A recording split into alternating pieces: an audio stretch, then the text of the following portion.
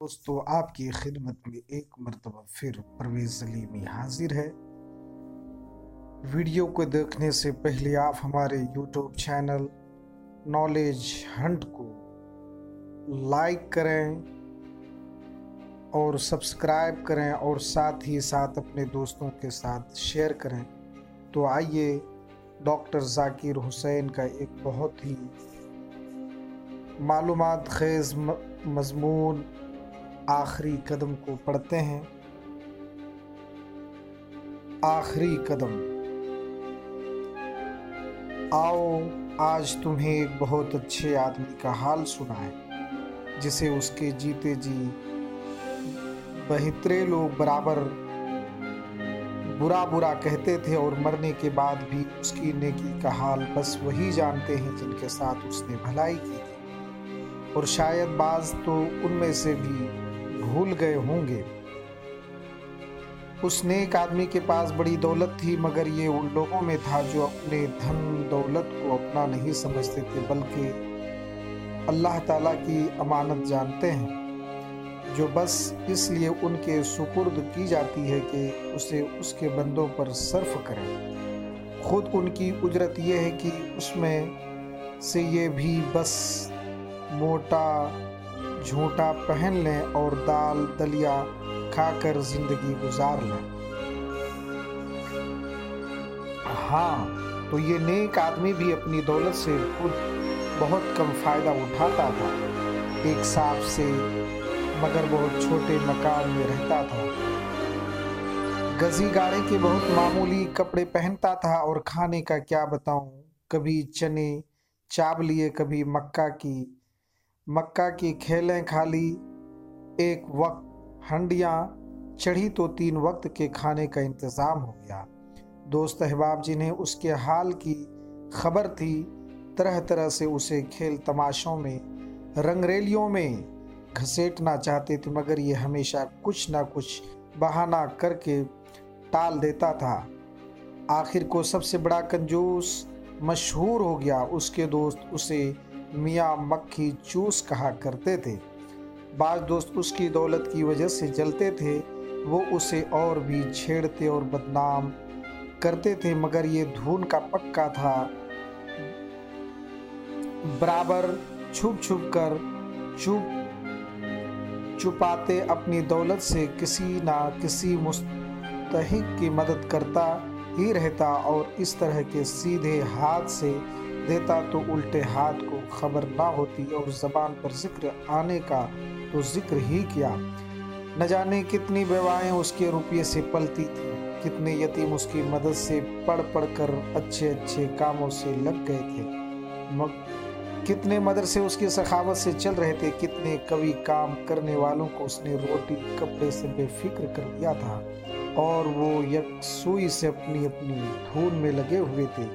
कई शिफा खानों में दवा का सारा खर्च उसने अपने सर ले लिया था, और हजारों दुखी बीमारों को बेजाने उसके रुपये से रोज आराम पहुंचता था। लेकिन ये मशहूर था वही कंजूस मक्खी चूस, दुनिया का कुत्ता, ना अपने काम आए ना किसी और की।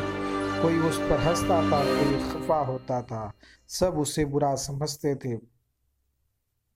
आदमी कितना ही नेक हो, दूसरों के हरदम बुरा कहने से जी दुखता है। उसके दिल को भी कभी कभी बड़ी ठेस लगती थी, झुंझलाता था, आंखों में आंसू भर आते थे, मगर फिर सब्र कर लेता था। उसके पास एक खूबसूरत सी किताब थी, चिकना चिकना मोटा कागज, नीले कपड़े की सुबुक सी चिल, पुश्ते पर सुनहरे हरफों में लिखा हुआ हिसाब अमानत। इस किताब में ये अपना पैसे का हिसाब लिखा करता था। जिसको कभी कुछ दिया था सब उसमें दर्ज था। कहीं कहीं कैफियत के खाने में बड़ी दिलचस्प बातें लिखी गई थी। किसी यतीम को पढ़ने के लिए वजीफा दिया, 15 साल बाद तारीख देकर कैफियत के खाने में दर्ज है। अब अहमदाबाद में डॉक्टर हैं और वहाँ के यतीम खाने के नाज़िर کتابوں کے ایک کاروبار کو سخت پریشانی کے زمانے میں 2000 روپے دیے، کئی سال بعد کیفیت کے کھانے میں لکھا ہے۔ آج خط آیا کہ انہوں نے رسول اللہ صلی اللہ علیہ وسلم کی سیرت پاک نہایت صاف اور سادہ زبان میں لکھوا کر 1 لاکھ نسخے طلبہ میں مفت تقسیم کیے ہیں۔ خدا جزائے خیر دے۔ دلی کے ایک مدرسے کو ایسے وقت کہ اس کا کوئی مددگار نہ تھا 10,000 روپے دیے تھے۔ اندراج رقم کے سامنے کیفیت میں لکھا تھا، سالانہ رپورٹ پڑھی، ہر صوبے میں اس کی ایک شاخ قائم ہوئی۔ اس صوبے میں تو گاؤں میں تعلیمی مرکز قائم کر دیے۔ یہ کام نہ ہوتا تو اس ملک میں مسلمانوں کی تمدنی ہستی کبھی کی ختم ہو چکی ہوتی۔ اسی قسم کے بے شمار اندراجات تھے۔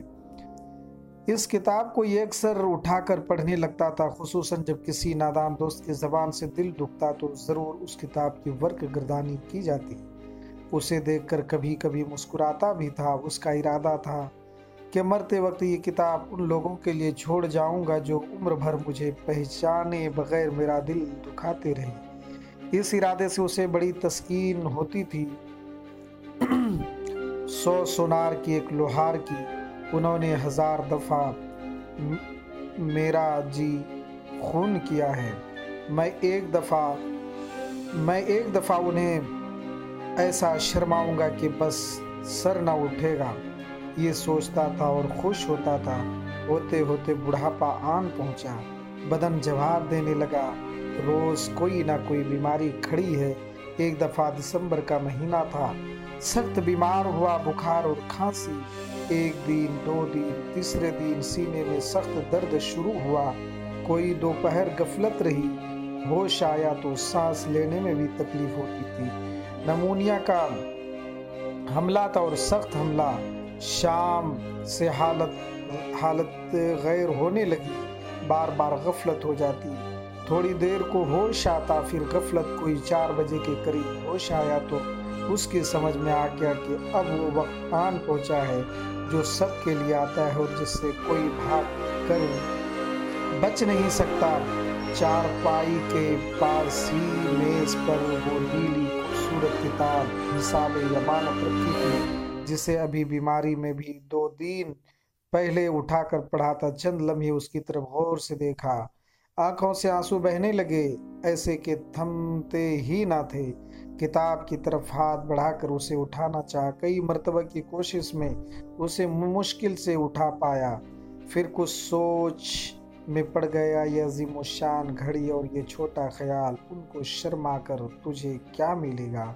تو اپنا کام کر چلا، اپنے کام سے کام۔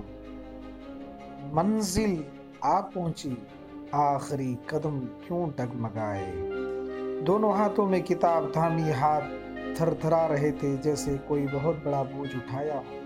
بڑی مشکل سے تکیے پر سے سر بھی کچھ اٹھایا اور ناتواں جسم کی ساری آخری قوت صرف کر کے کتاب کو اس پاس والی بڑی انگیٹھی میں پھینک دیا جس میں کوئی 2:30 بجے نوکر نے بہت سے کوئلے ڈالے تھے اور میاں کو سوتا جان کر دوسرے کمرے میں جا کر سو گیا تھا۔ کتاب چلنے لگی، اس کی نظر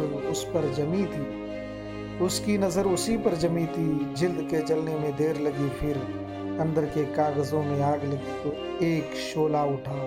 اس کی روشنی میں اس کے ہونٹوں پر ایک خفیف سی مسکراہٹ دکھائی دی اور چہرے پر عجیب اطمینان۔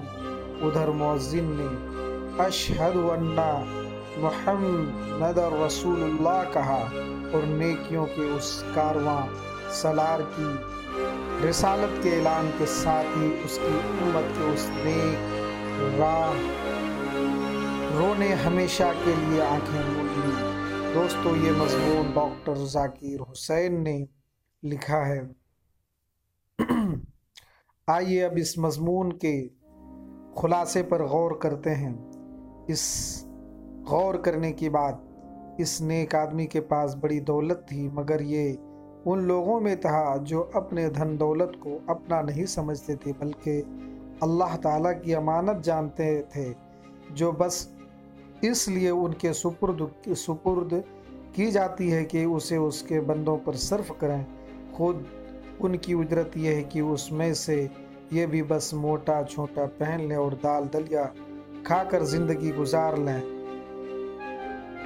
اس عبارت میں مصنف نے نیک لوگوں کی کتنی اچھی تعریف کی ہے۔ وہ نیک لوگ جنہیں اللہ نے دولت دی ہے مغرور اور گھمنڈی نہیں ہوتے، بلکہ اپنی دولت کو ضرورت مندوں پر خرچ کرنے کے لیے اللہ کی امانت سمجھتے ہیں اور خود سادہ زندگی گزارتے ہیں۔ آؤ آج تمہیں ایک بہت اچھے آدمی کا حال سنائیں جسے اس کے جیتے جی بہترے لوگ برا برا کہتے تھے۔ یہ آپ کے سبق کا پہلا جملہ ہے۔ اس جملے میں لفظ برا 2 بار ایک ساتھ آیا ہے۔ لفظ کے 2 بار ایک ساتھ آنے کو تکرار کہتے ہیں، جیسے ساتھ ساتھ بیٹھنا، بار بار کہنا، مزے مزے کی باتیں وغیرہ۔ دوستو، آپ کو یہ میرا ویڈیو کیسا لگا آپ ہمارے کمنٹ میں ضرور لکھیں اور ہمیں آپ بہتر اور اچھے مشورے سے بھی نوازیں۔ دوستو، جو حضرات سی ٹیٹ کی تیاری کر رہے ہیں وہ حضرات اس ویڈیو کو ضرور دیکھیں، لائک کریں اور اپنے دوستوں کے ساتھ شیئر کریں۔ آپ کا پیارا دوست پرویز علیمی کو دیجیے اجازت۔ السلام علیکم ورحمۃ اللہ وبرکاتہ۔